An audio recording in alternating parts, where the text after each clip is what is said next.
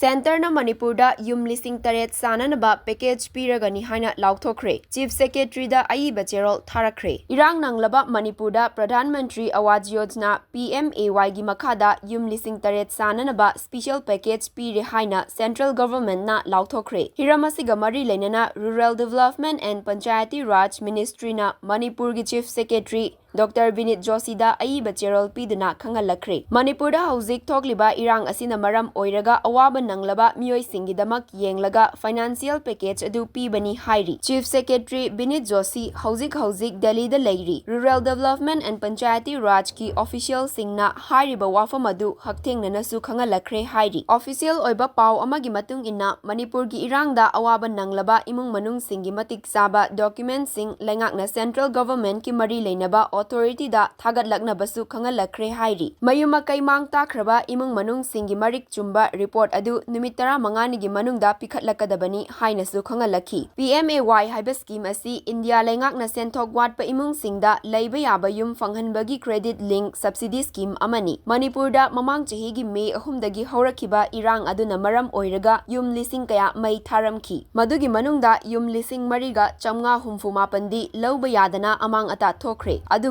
Manipur lengakna tongan ba mafamda hangba relief camp chahumga anida miyoi lising kayana changjafam lauduna leinari. Thokliba irang asida mang takraba yumsing nauna sananaba Manipur lengakna hotnarabasu ngasi faubagi oinadi mapung fana paikhatpa ngamdri. Madugi maru oiba maramdi Manipur da thokliba irang asi mapung fana lakshinba ngamdabanani. Mang takraba yumsing nauna sagatnaba lengakna ahanba installment ki senfam piba haukibasu leikre. Makhatana lanjennariba miyoi sing mayum lamdamda hanjinnaba yanabagidamak tangdu laitaba fibam ama semgatpa mathau tari. Home Affairs Ministry na sinduna Maitai Kuki amasung Nagagi MLA singi oiba mifam ama New Delhi da tha asigi 15 da pangthokiba adudasu singthaningai oiba warep loba ngamkhide. Adumoinamak hingsa thadoktuna mahausagi punsida hanjinhannaba miyamda appeal tawrakhibani. Center na yum lising taret sananaba special package ama PMAY gi makhada piragani haina Laothokhiba asina khunda leita hannabagi thausil paikhatbada mateng oiragani. Adum oinamak irang asi mapung fana loishinba ngamdaba asina center na pirakadariba special package adu thabakta onthokpada kadai fauba khumang chawsinba ngamgadage haibadudi wahang ama oiri.